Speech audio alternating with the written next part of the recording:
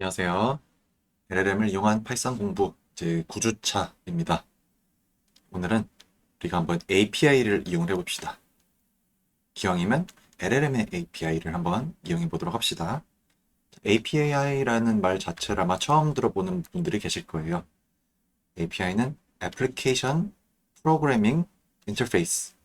인터페이스라는 것은 뭐가 A와 B가 서로 맞닿는 부분을 말을 하죠. 그래서 서버가 있으면 어떤 서비스를 제공하는 서버가 있다. 라고 하면 우리가 보통 그 회사의 공식 홈페이지나 그 공식 앱을 이용을 해서 보통 사용자가 뭔가 입력을 하면 여기서 사용자가 무슨 동작을 했다라고 서버에 전송을 보내고 그러면 이 데이터를 네가 이용하면 되겠다라고 뭔가 보내주면 그걸 사용자가 볼 수 있도록 표시를 해주는 식으로 서비스가 동작을 하죠. 그런데 만약에 API가 있으면 이용자가 이 공식 앱을 통해서 이 서버와 인터랙션 하는 거 말고 누군가 작성한 비공식 프로그래밍, 예를 들어서 파이썬 코드다.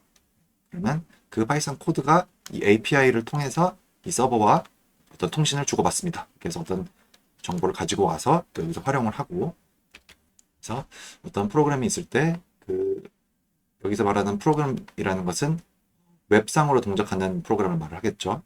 그 기능을 외부에서 제어할 수 있도록 제공해주는 인터페이스, 그 서버와 통신할 수 있는 그 접촉면이라고 생각하시면 됩니다. 외부에서 어떤 요청을 보내요. 그러면 어떤 서비스에 정보를 받아오거나 무슨 예를 들어서 이 회원의 친구 목록을 주세요 라고 하면 겠다 하고 주는 거, 그런 걸 get이라고 하고, 어떤 동작을 하도록 명령을 내렸어요. 어떤 서버의 변화를 일으켜요. 예를 들어서 이 글을 포스팅을 해주세요. 이런 식으로 보내면 이제 포스트 방식으로 소통을 하겠죠. 그 소통 창구를 API라고 합니다. 그래서 이 API를 보면 각 회사마다 서로 다른 방식을 이용하고 있고, 또 이거 우리 회사 거는 어떤 식으로 이용하면 된다라고 이렇게 가이드가 보통 나와 있습니다. 문서가 있습니다. 예를 들어서 메신저 같은 것들이 대표적이겠죠. 텔레그램 같은 경우에는 봇 API가 있습니다. 그래서 여러 가지 동작들을 우리가 미리 지정을 해놓고 마치 봇과 대화하는 것처럼, 예를 들어서 오늘 날씨 뭐야? 라고 물어보면 이 봇과 어떤 날씨 데이터베이스를 내가 연결시켜 놓은 것과 서로 통신을 해서 이 봇이 그 날씨 정보를 가져오고 텔레그램 API를 통해서 이용자와 뭐 대화하는 식으로 정보를 주고받고 이런 식으로 만드는 것도 가능합니다. 그래서 텔레그램이 아주 예전부터 이 봇 API를 적극적으로 공개를 하고 있어가지고 기능들이 많이 나와 있고, 아마 튜토리얼 같은 걸 찾아보시면 굉장히 많이 공개가 되어 있을 겁니다. 그래서 저도 API 처음으로 실습을 할 때 이 텔레그램 봇을 가지고 많이 연습을 했습니다. 그다음 페이스북 메타 같은 경우에도 API가 공개가 되어 있습니다. 자주 갱신을 해줘야 되긴 하지만 나와 있어가지고 페이스북에 있는 여러 기능들을 우리가 이용을 할 수가 있습니다. 또 인스타그램도 이제 메타가 인수를 했죠. 그래서 거의 비슷한 구조로 되어 있는 그래프 API를 제공을 하고 있습니다. 사진을 포스팅을 하고 친구들의 업데이트를 가져와서 뭔가 동작을 하고, 이런 프로그램을 내가 API를 이용해서 동작하도록 짤 수가 있습니다. 그리고 카카오톡도 API가 좀 제한적이긴 하지만 공개가 되어 있습니다. 그래서 무슨 예를 들어서 새로운 과제가 올라오면 내 서버에서 예를 들어서 학교 홈페이지를 하루에 한 번씩 확인을 해서 만약에 새로운 과제가 올라왔다 그러면 카카오톡 API를 통해서 나에게 메시지를 발송하도록, 이런 것도 가능합니다. 그래서 작년 선배들 같은 경우에는 카카오톡 API를 이용한 실습을 했는데, 올해는 우리가 LLM API를 이용한 실습을 해보도록 합시다. 또 이런 식으로 뭔가 우리에게 알림을 보내주는 식으로 활용을 할 수 있으면 굉장히 유용하거든요. 그래서 또 SMS 전송 같은 것도 무료는 사실 찾기가 힘들고 유료로 이용할 수 있는, 꽤 저렴합니다. 하나에 한 자릿수 원, 10원도 안 하게 해서 보낼 수가 있습니다. 뭐 만원 충전해 놓고 필요할 때 무슨 다른 서비스 같은 걸 모니터링 하다가 중요한 이벤트가 발생하면 나에게 문자를 보내도록, 이런 서비스를 자기가 스스로 만들어서 이용하는 것도 가능합니다. 자, 이런 API들을 또 서로 아주 스마트하게 서로 연결시켜서 어떤 동작을 수행시켜주는 그런 서비스들도 있습니다. 요즘 사람들이 많이 쓰고 있는 Zapier, 아니면 전통의 강자 IFTTT, If This Then That의 약자입니다. 저 같은 경우는 뭘 하냐면 RSS 피드를 이렇게 주기적으로 보고 있다가 이 RSS 피드가 뭐냐면 매드 아카이브라고 프리프린트, 메디슨 관련 프리프린트를 올리는 데가 있어요. 그래서 그 중에서 저는 메디컬 에듀케이션, 의학교육과 관련된 서브젝트에 새로운 페이퍼가 올라오면 그 내용을 제 개인 디스코드 서버에 메시지를 보내도록, 그래서 제 핸드폰으로 이렇게 알림을 받아서 뜨자마자 바로바로 보고 있습니다. 그래서 이런 식으로 활용하는 것도 가능하고, IFTTT 같은 경우에도 이제 여러 가지 서비스들, API를 제공하는 서비스들을 서로 연결시켜가지고, 이거 한번 볼까요? 네, SMS를 보낸다. 이게 그룹 로케이션, 스토어에서 뭔가 필요하면, 트위치에 라이브를 켜면 트위터에 자동으로 포스팅을 하도록, 바이너리 코트라는 코트 어떤 견적서인가 보네요. 이거를 뭐 핸드폰으로 알림을 받는다. 집으로 올 때마다 뭔가 알림을 받는다. 뭐 이런 식으로 여러 가지 API들을 서로 조합해서 일상에 유용한 그런 기능들을 내가 코딩하지 않고 또 설정만을 통해서 이렇게 활용할 수 있도록 해주고 있습니다. 이런 서비스들도 관심이 생겼다면 하나쯤은 이렇게 일상과 관련된 걸 시도해보는 것도 좋겠습니다. 또 이제 연구 관련해서 사용할 만한 것들은 펀메드 검색 우리가 하죠. 논문 찾을 때. 그때 이제 NCBI eUtilities API가 있어요. 앙트레즈 프로그래밍 유틸리티즈, eUtilities API가 있는데 펀메드 검색을 프로그램을 이용해서 자동화를 할 수 있습니다. 예를 들어서 키워드가 10개가 있다. 그러면 우리가 만약에 이 10개로 검색을 한다라고 하면 이거 복사해서 붙여넣기해서 검색, 결과를 또 저장하고, 이런 동작을 예를 들어서 10번을 해야 돼요. 10번은 할만하겠네요. 만약에 100번 해야 된다. 이건 좀 힘들겠죠. 그런 식으로 뭔가 검색하는 걸 파이썬 코드를 내가 짜가지고 이 NCBI API를 이용해서 자동화를 시킬 수가 있습니다. 그래서 저는 이거를 실제로 사용을 하고 있습니다. 또 만약에 단백질 정보 같은 것들이 올라와 있는 유니프로트, 여기에서 예를 들어서 내가 연구하면서 이러한 단백질에 대한 정보가 필요하다. 그러면 이거를 하나하나 내가 직접 검색을 할 수도 있겠지만 이 검색 작업을 자동화를 시킬 수도 있겠죠. 이렇게 해서 뭔가 파일을 뭐 다운로드 해가지고 뭘로 정리해라. 이런 것들을 다 코드를 짜서 API를 이용해서 정보를 가져와서 작업을 자동화시킬 수가 있습니다. 또 제가 사용하는 것들 몇 가지. 현대자동차 API. 그래서 여기 보면 주행 가는 거리, 지금 주유되어 있는 걸 가지고 몇 킬로 갈 수 있다, 이렇게 차의 앞에 대시보드에 뜨죠.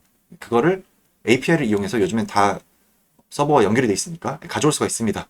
그래서 저 같은 경우 만약에 주행 가는 거리가 이제 100km 아래로 떨어지면 제 집에 있는 스마트홈 스피커에서 아침에 일어날 때 오늘 날씨 이렇게 말을 한 다음에 현재 주행 가는 거리가 몇 킬로 남았습니다. 오늘 퇴근할 때 주유하세요.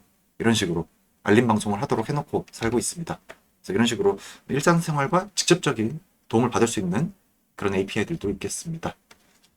또 LLM API들, 유명한 챗GPT API 이런 것도 있고 클로드 API도 있습니다. 그래서 저는 필요시에 이런 것들을 사용을 하고 있습니다. 그런데 문제는 이런 것들이 유료입니다. 공짜는 아니에요. 그래서 신용카드도 연결하고 개발자 등록도 하고 그 키를 받아가지고 활용하고 이런 것들이 조금 번거로울 수가 있습니다. 왜냐면 또 자기 이름에 카드가 또 없으면, 외국에서 결제할 수 있는 카드가 또 없으면 이런 걸 활용을 못하는 거잖아요. 그래서 오늘 실습 같은 경우에는 구글의 제미나이를 한번 이용해 보도록 합시다. 여기는 카드를 등록하지 않고 아주 제한적이긴 하지만 어느 정도 무료로 사용을 할 수 있기 때문에 구글 AI 스튜디오에서 우리가 여기 한번 접속을 해보세요. https aistudio.google.com/app/api key. 그래서 여기 처음 이제 접속을 하시면 이렇게 뭐 동일하시면 됩니다. 동의하고 continue로 넘어가시면 제가 여기다가 그 QR 코드를 올려가지고 PPT는 올려드리겠습니다. 그럼 아마 이제 처음 접속하셨으니까 이제 get API key 이렇게 있을 겁니다. 그래서 우리가 원하는 거는 이제 내가 누구다, 내가 누구 유저 정보를 가지고 접속을 한다라는 이제 어떤 패스워드 비슷한 그런 걸 이제 API key라고 보시면 됩니다. 그래서 이제 이거 클릭을 하시면 API keys라고 뜹니다. 그래서 요거 클릭을 하면 이제 API 키를 생성하는 화면이 이렇게 뜹니다. 그런데 우리가 아직 이제 프로젝트가 하나도 없는데 프로젝트를 생성하면서 바로 API 키를 쉽게 발급받을 수 있습니다. 요거 클릭하면 이런 식으로 API 키가 생성되었습니다 하고 요거 클릭하면 클립보드에 카피가 됩니다. 그래서 이런 거 이렇게 카피해서 텍스트 파일 같은 걸로 일단 딱 저장을 해놓고 오늘 실습을 시작합시다. 자, 잠깐 영상 멈추고 이걸 차례대로 한번 해보시기 바랍니다.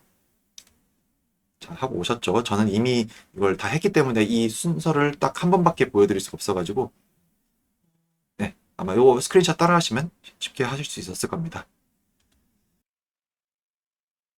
그러면 오늘 실습에서는 뭘 할까 고민을 해봤습니다.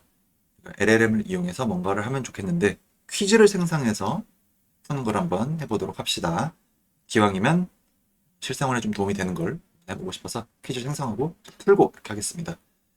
그래서 퀴즈 생성 같은 경우에는 제미나이 우리가 API 키를 지금 생성을 해놨죠. 이걸 이용해서 퀴즈를 생성을 시킬 거고 어떤 키워드를 주면 그 키워드에 대해서 퀴즈를 생성하도록 객관식 문제를 생성하도록 하겠습니다. 그 생성을 할 때 우리가 그 다음 단계에서 활용하기 편하도록 JSON이라는 형식으로 생성을 시키도록 하겠습니다. JSON은 뭐냐면 예를 들어서 퀘스천이다. 퀘스천 땡땡 하고 퀘스천 내용 answer 하고 땡땡 하고 내용 이런 식으로 구조화가 돼 있어가지고 무슨 내용이 무슨 변수다 무슨 내용은 무슨 변수다 이런 식으로 구조화된 정보를 담을 수 있도록 되어 있는 아주 많이 사용하는 데이터 저장 형식이라고 보시면 되겠습니다. 그렇게 해서 JSON 형식으로 퀴즈 정보를 우리가 생성을 했습니다. LLM을 이용해서. 그럼 이걸 가지고 한번 문제를 푸는 화면도 한번 만들어 볼게요. 그런데 문제를 풀 때 그 코드를 우리가 직접 쓰면 너무 어려우니까 그걸 한번 생성을 시켜서 해보도록 하겠습니다. 아마 이제 제가 예시로 보여드리는 것과 여러분이 실제로 실행시켜서 생성되는 코드가 조금씩 다를 수도 있어요. 그래도 아마 전체적인 맥락은 비슷할 겁니다.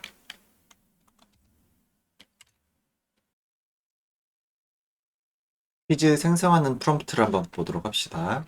퀴즈를 어떤 식으로 일을 시켜서 생성을 할 거냐. 그러면 우선 키워드는 이렇게 따로 우리가 설정하기 편하도록 베리어블을 하나 따로 만들어 줄게요. 그리고 이제 F스트링으로 형태로 프롬프트를 만들겠습니다.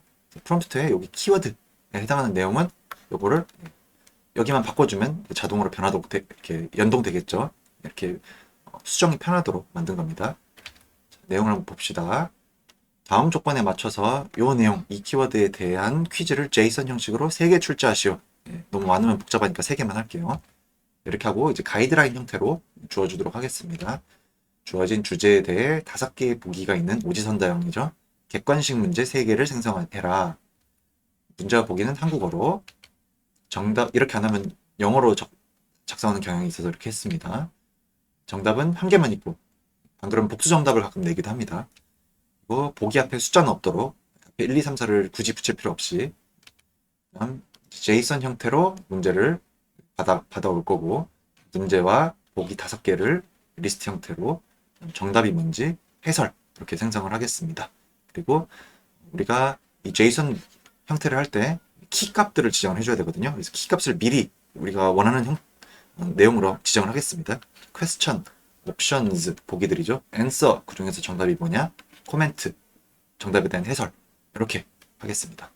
그리고 마지막 가이드라인이 출력은 요거부터 시작해라. 그래서 JSON에 문제 3개니까 리스트가 되겠죠. 문제 3개에 대한 리스트인데 리스트가 시작할 때 이렇게 대괄호로 시작을 하거든요. 그래서 앞에 뭐 문제를 요청하신 대로 문제를 출제를 하겠습니다. 이런 쓸데없는 말 하지 말라는 소리입니다. 바로 요거부터 출력을 해라. 아니면 JSON 땡땡 뭐 이런 식으로 앞에 필요 없는 거 빼고 바로 JSON을 출력을 해라 라는 의미로 출력은 이것부터 시작해라 라고 하겠습니다. 코드 전체를 한번 보시면 우리가 제미나이 API를 사용할 거기 때문에 구글 제너러티브 AI라는 라이브러리에서 Gen AI라는 모듈을 우리가 임포트를 하겠습니다. 그리고 앞에 우리가 생성한 키 있죠? 이 키를 이렇게 여기다 집어넣겠습니다. 이걸 이렇게 붙여 넣으면 나중에 누가 만약에 내가 스크린샷을 올릴 때 이걸 포함해서 올려버리면 문제가 생길 수 있거든요. 그래서 주의하셔야 됩니다. 그리고 그래서 제가 추천드리는 건 오늘 실습 끝나고 아니면 어딘가에 업로드하는 일이 생기면 항상 이 API 키는 삭제를 하시라라고 말씀드리고 싶습니다. 아니면 요걸 따로 파일로 저장시켜 놓고 이 코드에서는 파일을 읽어드려 가지고 그 내용을 사용하도록, 그러면 실제 코드 내용과 API 키가 저장되어 있는 파일이 분리가 되어 있으니까 이렇게 분리를 시켜놔서 하는 것이 안전하겠습니다. 오늘은 이제 편의를 위해서 이렇게 하겠습니다. genai.configure 하고 이제 어떤 열쇠를 이용해서 나 누군데 하면서 이제 열쇠를 끼우면서 돌리는 거죠. 구글 서버에 자, 나 누구야 하면서 자기 신분을, 관등성명을 밝히면서 나 이 서비스 좀 이용할게 라고 요청하는 그 키입니다. 키를 넣을 거고, 무슨 모델을 이용할 거냐, genai.generative 모델의 제미나이 프로를 이용을 하겠습니다. 그래서 이렇게 해서 모델을 하나 생성을 하고 이제 그 모델에다 일을 시킬 건데, 일을 시킬 때 LLM의 경우 프롬프트가 필요하죠. 그 프롬프트를 앞에 보여드린 것처럼 해서 프롬프트를 생성을 할 거고, 이 프롬프트를 모델.generate content 하고 프롬프트를 포함시켜서 generate content라는 일을 시킬 겁니다. 그러면 그 결과가 오겠죠. 그 결과의 텍스트 값을 우리가 프린트 하는 식으로 한번 진행을 해보겠습니다. 콜랩에 가서 이렇게 있습니다.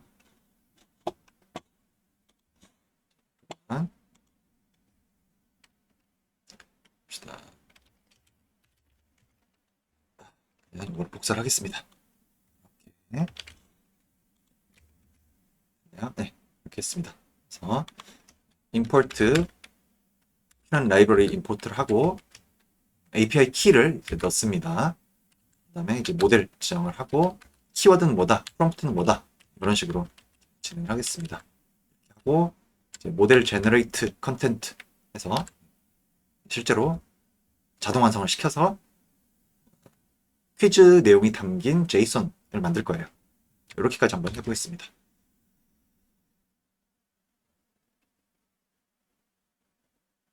10초 정도 걸렸던 것 같습니다. 이렇게 만들어졌네요. 퀘스천하고 옵션즈하고 이렇게 만들어지고, 정답은 요거고 코멘트 있고 이렇게 만들어졌습니다. 우리가 원하는 형태로 이제 이 대괄호부터 시작해서 3개의 퀴즈 내용이 각각 퀘스천, 옵션즈, 앤서, 커멘트 이렇게 담기도록 시킨 대로 정확하게 생성을 잘해줬네요. 그럼 이제 요걸 이용해서 퀴즈를 푸는 기능을 우리가 한번 만들어 봅시다.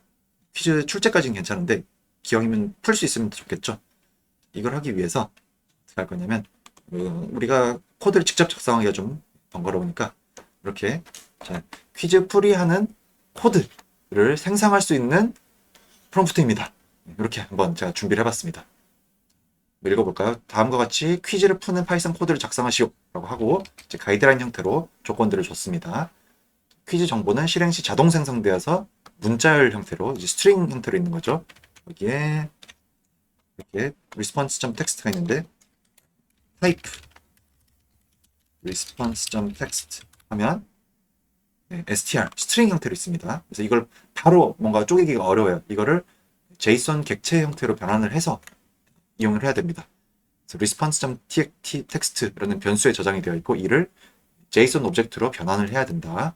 그래서 이걸로 변환을 해야 된다는 것만 우리가 알고 있으면 그거를 우리가 직접 코드를 짤지 몰라도 일을 시킬 수만 있으면 됩니다. 옵션즈에 있는 여기에 보기들이 5개가 담겨 있죠. 이 보기를 이용해서 문제를 출제하고 앤서에 있는 정답과 비교해서 채점한다. 이렇게 정확한 지시를 주는 거예요. 어떤 식으로 일을 해라. 그 다음 이용자의 인풋은 우리가 인풋 이용하면 입력을 할 수가 있겠죠. 그때 이제 1에서 5의 숫자를 입력받는 식으로 풀도록 하겠습니다. 문제를 풀고 나면 정답 여부를 알려주고 정답입니다 아니면 오답입니다 이런 식으로 알려주면 좋겠죠. 그리고 코멘트도 우리가 받아놨죠. 해설도 있습니다. 해설을 출력시켜 주겠습니다. 그리고 문제를 전부 다 풀고 나면 점수를 알려준다. 이렇게 하겠습니다. 그렇게 하고 이제 어떤 종류의 텍스트를 얘가 다룰지 알려주기 위해서 우리가 지금 이렇게 생성을 시켰죠. 그러면 요거를 예시로 한번 주면 이걸 보고 자기가 코드를 어떤 식으로 작성해야겠다라는 것을 더 잘 알 수가 있습니다.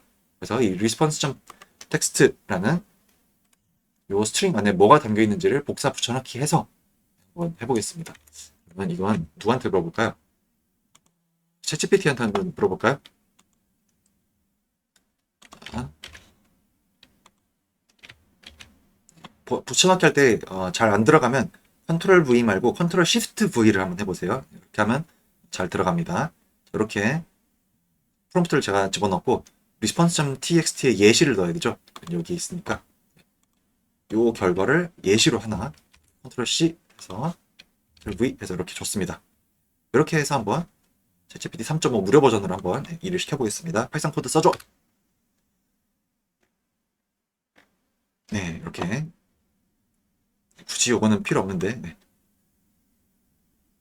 이렇게 생성을 해줬네요. 그래서 간단하게 한번 코드 리뷰를 해보고 무조건 무지성 복붙 하지 말고 자, json.loads 해서 response 텍스트에 있는 내용을 questions에 담겠습니다. 그때 보면 이제 JSON 형식의 문자를 파이썬 객체로 변환. 그래서 구조화된 형태로 이제 변환을 시키는 겁니다. 이 변환시키는 걸 JSON이라는 라이브러리 안에 있는 JSON loads를 이용을 하면 됩니다. 이 펑션을 이용하면 구조화된 형태로 변형이 됩니다. 저는 이제 퀴즈를 풀 거예요. 스코어는 0이고 토탈 퀘스천은 이 퀘스천에 지금 퀴즈가 3개 담겨 있죠. 아마 이제 3이 될 겁니다. 다음 이제 enumerate 하면서 for문을 돌립니다. 뭘 돌아갈 거냐? questions 돌아갈 거예요. 그러면 이 questions에서 우선 퀘스천을 출력을 하고 그리고 옵션들을 이제 출력을 할 겁니다. 옵션을 출력할 때도 이 옵션 안에 퀘스천 안에 있는 옵션즈 있었죠. 가까이 퀘스천 안에 옵션즈가 있습니다. 이 안에 이렇게 리스트 형태로 있습니다. 대괄호 안에 하나, 둘, 셋, 넷, 5개의 스트링이 들어있는 그런 리스트 형태입니다. 이걸 또 이제 enumerate for 해서 돌아갈 거예요. 이렇게 하면서 이제 각 옵션들을 정답 보기들을 보여줄 거고 그리고 이제 your answer 1에서 5까지 입력을 해라 하고 인풋으로 유저 인풋을 받을 겁니다. 그렇게 하고 이제 내가 입력한 인덱스를 빼기 1을 해줄 겁니다. 왜 빼기 1을 해주냐? 제로 인덱스이기 때문이에요. 우리가 1번이라고 답을 하면 0번 인덱스를 보통 말을 하죠. 5번이라고 하면 4번 인덱스일 거고 빼기 1까지 깔끔하게 잘 처리를 해주네요. 만약에 이 퀘스천에 있는 옵션즈의 유저 인덱스가 설정한 거랑 선택한 거랑 answer 값이랑 서로 같으면 correct, 다르면 incorrect 이렇게 하고 있습니다. 그래서 question options 뭐냐면 이 리스트를 말을 합니다. 그래서 만약에 유저가 포도당 생성이 답이니까 3이라고 입력을 했다라고 하면 이 리스트에서 2번 인덱스에 있는 요 스트링을 가져오는 겁니다. 인덱싱을 하는 거예요. 그래서 그 인덱스가 빼기 2를 해서 이제 2가 되겠죠. 3이라고 답을 했으면. 그래서 이 리스트에 있는 2번 인덱스 위치에 있는 스트링과 answer에 담겨 있는 요 스트링이 서로 같으면 정답으로 처리하겠다. correct 라고 하고 스코어를 플러스 1을 하고 incorrect 하면 스코어는 그냥 그대로 놔두고 다음 print explanation 해설을 적습니다. 이렇게 하고 코멘트에 여기 담겨 있죠. 이거를 출력하는 작업을 인덱스 포어문을 이용해서 각 퀴즈 3개에 대해서 루프를 돌면서 실행을 할 겁니다. 이렇게 하고 맨 마지막에 점수도 출력을 해주네요. 전체 몇 개 중에 몇 개 맞췄다. 이렇게 제가 보기에 오류가 없이 잘 동작할 것 같은 그런 코드입니다. 복사해볼까요? 복사해서 여기다가 붙여넣기를 하고 이 부분은 필요가 없죠. 우리가 이미 위에서 생성을 한 거니까. 그리고 여기 문제가 점 텍스트인데 아무래도 무료 버전이다 보니까 이렇게 좀 실수를 한 것 같습니다. response 점 텍스트 지금 우리가 print response 점 텍스트 했죠. 이렇게 했습니다. 두근두근하네요. 한번 실행시켜 보겠습니다. 컨트롤 엔터. 광합성의 주요 목적은 무엇인가? 포도당 생산 3번. 오, 네, correct. 해설. 광합성은 햇빛 에너지를 이용하여 탄산가스와 물을 포도당으로 전하는 과정입니다. 광합성의 필수적인 색소는 무엇입니까? 클로로필일 텐데 카르티노이드라고 한번 틀려볼까요? 엔터. 그랬더니 incorrect라고 떴습니다. 네. 그리고 클로로필이 이거다라고 설명을 해줍니다. 마지막 문제네요. 광합성의 첫 번째 단계는 무엇입니까? 이거 뭐지? 네. ATP 생성은 맨 마지막일 거고. 분해를 먼저 하지 않나요? 라이시스를 먼저 하지 않나? 틀렸네. 네. 빛 반응을 먼저 한다고 합니다. 네, 배운 지 오래돼서 저도 까먹었습니다. 그래서 세 개 중에 제가 한 개밖에 못 맞췄네요. 이런 식으로 동작을 하는 코드를 만들었습니다. 그리고 만약에 제가 제대로 만들었다면 이걸 처음부터 다시 생성을 하면 문제가 새로 만들어지면서 또 바로 풀 수 있도록 될 겁니다. 한번 해볼까요? 네, 이걸 한번 다시 또 Shift Enter 해서 문제를 새로 생성을 하겠습니다. 네, 자 이렇게 문제가 새로 만들어졌습니다. 그리고 퀴즈를 한번 새로 풀어보겠습니다. Shift Enter. 가장 중요한 색소는 클로로필 A. 네, correct. 밝은 반응. 이라는 것은 밝은 반응이 뭐지? 네, 아무래도 번역이 조금 이상한 것 같습니다.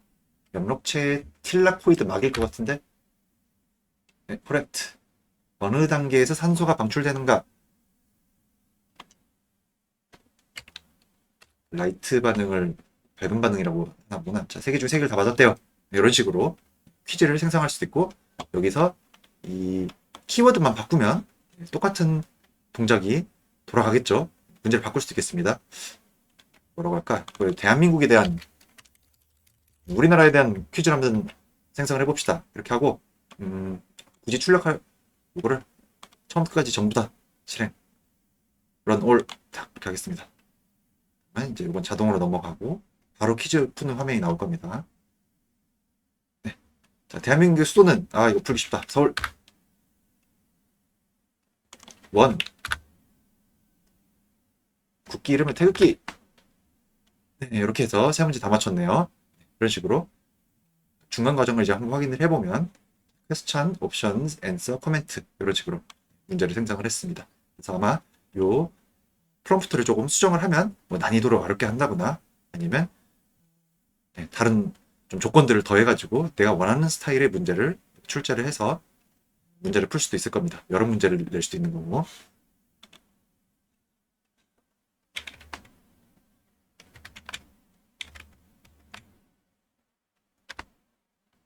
그래서 이런 식으로 이제 API들을 이용할 수 있는데, 그래서 뭔가 자동화를 시키는, 지금도 퀴즈 생성을 해서 푸는 화면까지 다 자동으로 돌아가도록 만들었죠.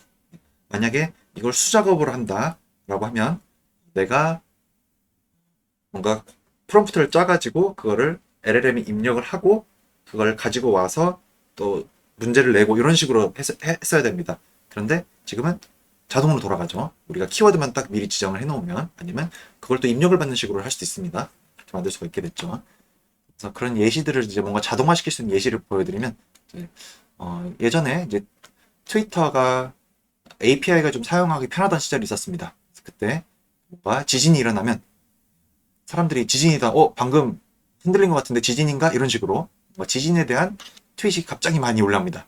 그래서 이게 빠르면 몇십 초 안에 그 시그널을 잡을 수 있을 정도로 굉장히 많이 트윗이 발생을 합니다. 그래서 제가 이제 진앙지에 가까울수록 트윗수가 많을 거고, 도시 인구가 많을수록 트윗수가 많을 거고, 지진의 규모가 클수록 트윗수가 많을 거다 해서 각 도시의 위도 경도 정보를 가져오고, 각 도시별 인구 정보를 가져오고, 트윗 개수를 특정, 예를 들어서 그 시그널이 발생해서 2분 동안 올라온 지진 이런 키워드가 들어간 트윗의 개수 이렇게 했습니다. 그래서 트윗 실시간 모니터링을 할 수 있는 이제 스트리밍 API라는 것이 있었습니다. 그래서 이걸 이용을 했고, 이 스트리밍 API를 이용하기 편하도록 해주는 PHP라는 언어로 사용할 수 있는 라이브러리가 있었습니다. 그리고 각 도시의 이름과 인구수는 통계청에 들어가서 데이터를 받아왔고, 각 도시의 경위도 정보는 제가 네이버 지도 검색을 통해서 수집을 했습니다. 그래서 이제 출력하는 건 알림 트윗을 자동으로 발송. 그래서 트윗 발송 자체도 API를 이용해서 이 내용을 트윗으로 포스팅을 해. 이런 식으로 일을 시킬 수가 있어요. 그리고 그걸 할 때 트위터 지도에 시각화를 시키는 구글 차트 중에 맵 기능을 이용해서 이렇게 우리나라 지도가 있으면 거기를 이렇게 표시해주는 그런 기능을 이용했습니다. 그리고 서버는 아마존 웹 서비스 AWS에서 돌아가는 제 개인 서버에서 돌아가도록 했습니다. 그래서 이런 스트리밍 API, 트위터 스트리밍 API를 이용하는 파이어호스 라이브러리라는 것을 깃허브에 들어가서 받아와가지고 사용을 했고, 굳이 제가 만들 필요가 없습니다. 이미 만들어져 있는 걸 잘 활용을 하면 됩니다. 그리고 통계청 자료도 통계청 들어가면 나오죠. 이렇게 다운로드를 받아왔고, 그리고 그 도시별 경위도 정보는 제가 마땅히 찾을 만한 곳이 없어가지고, 그런데 그 도시 이름을 치면 그 해당 행정구역에 예를 들어서 시면 시청, 군이면 군청 이런 게 있는 그 위치가 이렇게 URL에 이렇게 표시가 딱 되더라고요. 그래서 각 도시 이름으로 검색을 하면 요 URL 부분이 바뀝니다. 그래서 거기 그 URL을 가지고 와가지고 저장하고, 이거를 제가 매크로를 짜서 이렇게 전국에 있는 모든 시군들을 검색을 해서 이렇게 네이버 맵에 있는 URL을 가져왔습니다. 그렇게 하고 이 숫자는 정규 표현식 Regular Expression RE를 이용해서 추출을 하면 되겠죠. 그렇게 추출을 했습니다. 자동으로. 그래서 그걸 이용해서 이제 제가 시스템을 만들었어요. 그래서 실제로 그렇게 만든 뒤에 규모 3.5짜리 지진이 보령에서 발생을 했습니다. 그랬더니 22초 만에 이게 이 시그널이 디텍션이 되어가지고 바로 알림이 나갔고, 실제 기상청 발표는 298초 뒤에 발표가 되었습니다. 지금은 훨씬 빨리 되긴 합니다. 거의 한 1분, 2분 안에 보통 나가는데 이 정도 속도가 가능하더라고요.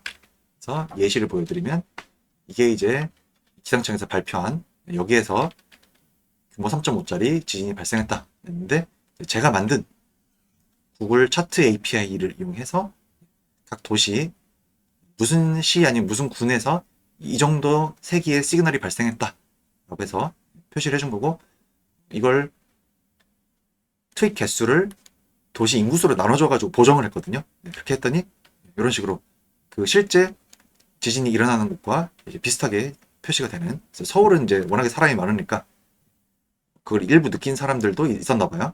그래서 이게 이렇게 작은 시그널로 표시가 됐습니다. 이런 식으로 표시를 해줄 수가 있었습니다. 지금은 그 API가 유료화가 되어버려가지고 서비스는 중단한 상태입니다. 또 제 개인적으로 이용하는 거, 제가 매일매일 공부를 하고 일지를 적거든요. 그래서 그 일지를 옵시디안이라는 노트 테이킹 프로그래밍에 적습니다. 이걸 챗GPT API 또는 이제 클로드 API를 이용해서 분석을 시킵니다. 하루에 한 번씩. 그렇게 해서 그 분석 결과를 Gmail로 자동 전송, 이런 걸 하고 있습니다. 그래서 새벽 12시 01분이 되면 이 스크립트가 제 서버에서 돌아가면서 내가 오늘 공부한 내용들을 서머리를 하고, 이걸 바탕으로 오늘은 내가 무슨 일을 하면 좋을지, 그래서 여기 메모에 예를 들어서 내일 무슨 회의가 있다 이런 것들도 메모가 있거든요. 그래서 그럼 그걸 준비해라와 같은 내일 해야 될 일 목록을 얘가 자동으로 만들어줍니다. 그래서 저의 개인 비서처럼 사용을 하고 있습니다. 그래서 이렇게 자동으로 돌아가면 메일이 옵니다. 메일이 자동으로 어제 내가 이런 공부를 했고 오늘은 이런 일을 해라. 어제 뭐 이런 걸 내가 했고 오늘은 이런 걸 해라. 이런 식으로 저한테 매일매일 제 비서가 알아서 자동으로 LLM 기반으로 돌아가는 비서가 내일 할 일들을 이렇게 알려줍니다. 또 제가 공부를 할 때 리뷰 논문을 읽는데 가장 최신 리뷰 논문을 자동 생성하는 기능을 만들어서 사용을 하고 있습니다. 그래서 이것도 당연히 이제 API를 이용을 하겠죠. 어떤 식으로 됐냐면 연구 주제를 제가 입력을 합니다. 그러면 이 주제에 대한 검색 키워드를 제가 랭귀지 모델에게 요청을 해요. 그래서 그 키워드를 바탕으로 펀메드 검색 API가 있다고 했죠. 그래서 API 검색을 자동으로 합니다. 그렇게 해서 API를 그렇게 해서 이제 논문 검색을 해요. 이렇게 지금 이제 논문을 가져왔습니다. 그래서 보면 펀메드 아이디, 연도, 타이틀, 업스트랙트, 저자, 무슨 저널이냐, 그리고 뭐 권어수 이런 거 이렇게 정보를 가져옵니다. 그러면서 이제 이 업스트랙을 챗GPT나 클로드 API 이런 데다가 전송을 합니다. 이렇게 하면서 자, 내 연구 주제는 요거고 이 논문의 초록은 이렇게 돼 있어. 이런 내용이 있어. 이 논문의 초록 내용을 보고 관련성이 얼마나 되는지 1점에서 9점까지 평가를 해줘. 이렇게 시킵니다. 그리고 이 내용을 2줄 요약을 해줘. 이렇게 시킵니다. 그렇게 하면 얘가 정확하진 않지만, 아주 정확하진 않지만 대충 이 주제에 이 내용이 관련성이 있다 없다 이 정도는 충분히 필터링을 해줍니다. 그렇게 해서 적합한 논문들만 제가 추려내고 점수를 바탕으로 그렇게 하고 클로드나 챗GPT가 만든 두 줄 요약을 모아놓습니다. 그런 걸 모아가지고 이걸 가지고 리뷰 논문 작성을 해주세요 라고 클로드 API 아니면 클로드 웹 UI에 그건 한 번만 붙여놓으면 되니까 복사 붙여넣기를 하면 논문이 만들어집니다. 그래서 이런 식으로 인트로덕션부터 해가지고 이 각 주제별로 관련된 연구들 이런 게 있다 몇 년도 누구 이런 게 있다 몇 년도 누구 이런 식으로 작성을 해줍니다. 그래서 주제 분류도 굉장히 잘 해놓고 마지막에 서머리 컨클루전까지 잘 적어줍니다. 이렇게 하고 이 레퍼런스들은 실제로 펀메드를 검색해서 나온 내용들이니까 실제로 존재하는 거겠죠. 제가 이걸 했던 게 언제였냐면 2023년 9월 달에 했습니다. 근데 보면 2023년 6월 달 논문도 있고 가장 최신 논문들도 포함을 시킬 수 있는 시켜서 즉석으로 논문을 생성하는 그런 것도 가능하겠습니다. 이런 것들 어떻게 가능하냐? 파이썬 코딩과 API를 이용해서 했고 파이썬 코드도 제가 다 작성한 게 아니고 자, 이런 거 하려고 하는데 어떻게 하면 좋을까? 상담하듯이 아니면 가이드라인을 자세히 적어가지고 이러이러한 일을 하는 파이썬 코드를 짜줘 그렇게 요청해서 일을 한 겁니다. 그래서 오늘 주제 과제입니다. 우선 중간중간 멈춰가면서 강의를 따라서 한번 실습을 진행해 보시기 바랍니다. 그리고 과제는 퀴즈 주제를 광합성 말고 다른 걸로 바꿔보시거나 아니면 아예 다른 종류의 한번 작업을 시켜보는 식으로 한번 해서 과제를 제출해 주시기 바랍니다. 예를 들어서 문서를 입력받으면 그 문서를 요약해주는 예를 들어서 뉴스 기사 같은 걸 복사해서 붙여넣기 하면 뭐 세 줄 요약을 해준다거나 아니면 뭐 주제나 이런 걸 던져주면 노래 가사를 생성한다거나 뭐 시를 적어준다거나 뭐 이런 식으로 여러 가지 한번 아이디어를 내서 일을 시켜보시기 바랍니다. 혹시 괜찮은 아이디어 없니? 하고 랭귀지 모델에게 물어봐도 괜찮습니다. 이렇게 해서 뭔가 아이디어를 얻어가지고 내가 한번 해보고 싶은 프로젝트, 간단한 프로젝트를 하나 만들어 보시는 거예요. 그래서 아마 프롬프트만 좀 바꾸시면 될 겁니다. 그렇게 해서 실험 결과를 스크린샷으로 첨부해 주시기 바랍니다. 언제나 그렇듯 과제는 인제 LMS에 업로드 해주시고 스크린샷에 대해서 좀 설명을 적어주세요. 그냥 스크린샷이랑 코드만 덜렁 제출하시면 감점입니다. 뭘 하려고 했고 뭐 이러이러한 어려움이 있었고 그래서 그걸 이렇게 극복했다 이런 것들 좀 적어주시면 좋습니다. 추천 형식은 워드에 스샷을 넣고 설명 적는 방식 그리고 제출은 늘 그렇듯 이번 주 금요일 밤까지 해주시면 되겠습니다. 관련된 질문은 단톡방으로 익명으로 해주시면 제가 수시로 확인해서 답하도록 하겠습니다. 자, 오늘 아마 조금 난이도가 어려울 수도 있겠습니다. 그래도 실제로 우리가 일상생활에 활용할 수 있는 뭔가를 직접 만들어보는 그런 의미가 있기 때문에 차근차근 멈춰보시고 혹시 막히는 게 있으면 저한테 질문하셔도 좋고 아니면 랭귀지 모델과 상담을 하셔도 좋고 그렇게 해서 한번 과제를 해보시기 바랍니다. 자, 이번 주 수업은 여기서 마치겠습니다. 수고하셨습니다.